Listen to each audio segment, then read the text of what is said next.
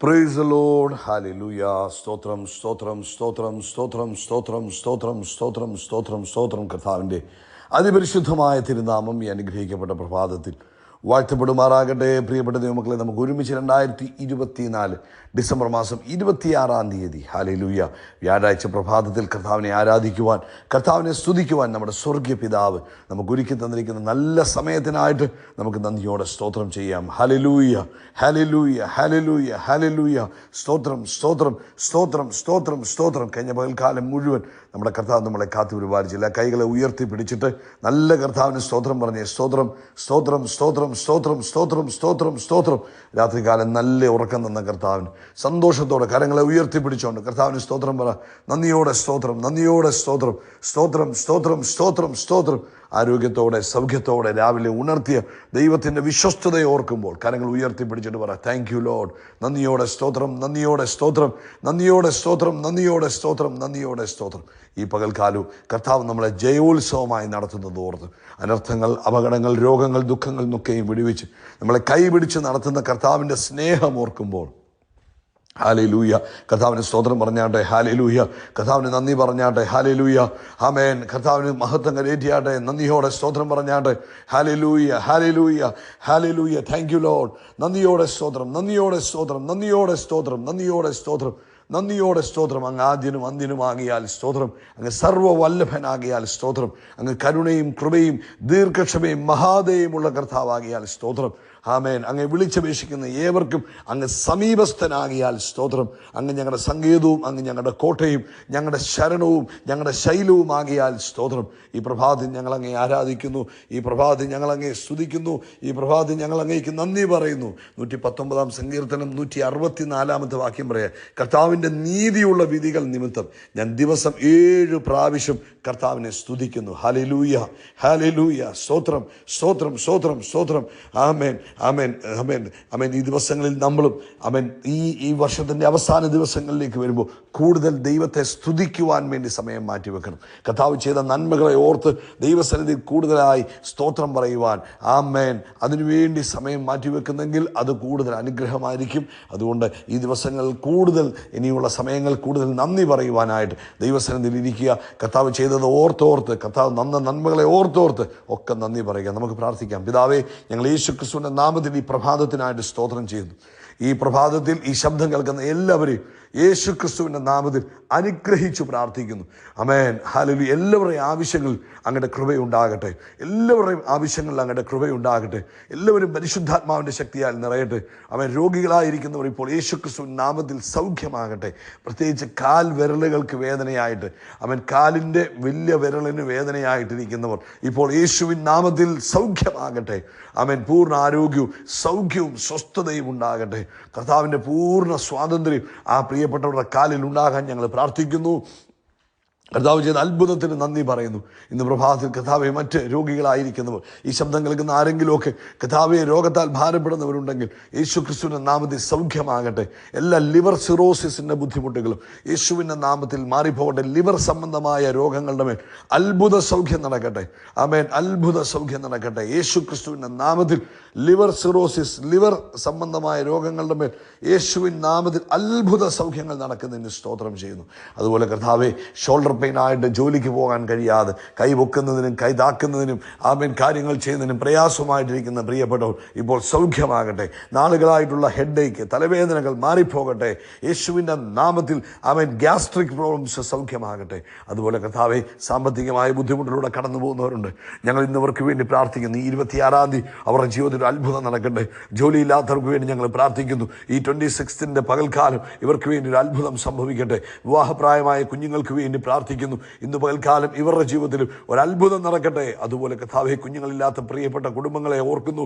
അവിടെയും ദൈവിക അത്ഭുതം നടക്കുന്നതിന് സ്തോത്രം ചെയ്യുന്നു. ലോകത്തെമ്പാടും കർത്താവിന് വേല ചെയ്യുന്ന ദാസിദാസന്മാരെ ബ്ലസ് ചെയ്ത് പ്രാർത്ഥിക്കുന്നു.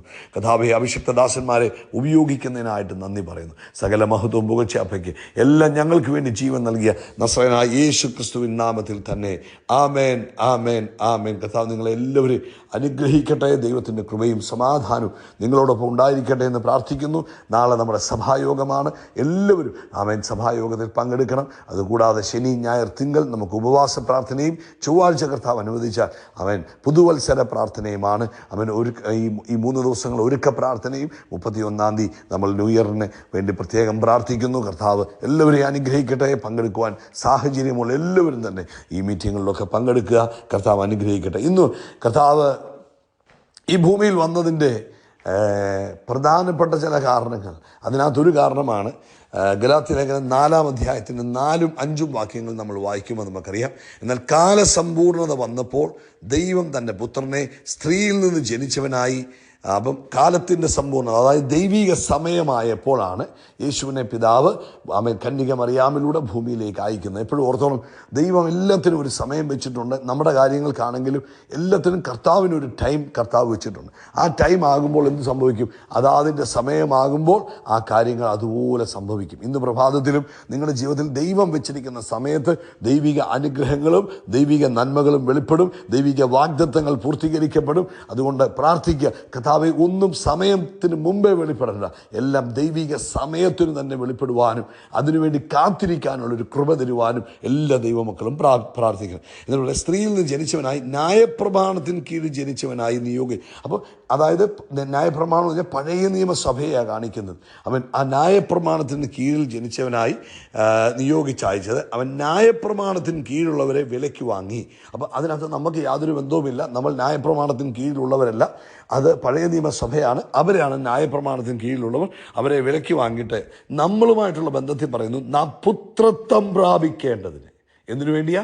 നാം പുത്രത്വം, ആമേൻ, അബ്ബാ പിതാവേ എന്ന് വിളിക്കുന്ന സ്വപുത്രൻ്റെ ആത്മാവിനെ നമുക്ക് നൽകുന്നതിന് വേണ്ടിയാണ് യേശുവിനെ ഭൂമിയിലേക്ക് അയച്ചത്. വേദപുസ്തകത്തിൽ ഇങ്ങനെ വാക്യമുണ്ട്, ഗോതമ്പ് മണി തനിച്ചിരുന്നാൽ അതിന് ഇതാകാൻ പറ്റത്തില്ല. പക്ഷേ ഗോതമ്പ് മണി നിലത്ത് വീണ് ചാകുന്നുവെങ്കിൽ, അപ്പോൾ അതായത് വിതയ്ക്കപ്പെടുന്നുവെങ്കിൽ അടുത്ത ഗോതമ്പ് തൈകൾ അല്ലെങ്കിൽ ഗോതമ്പ് ചെടി കിളിച്ചു വരും.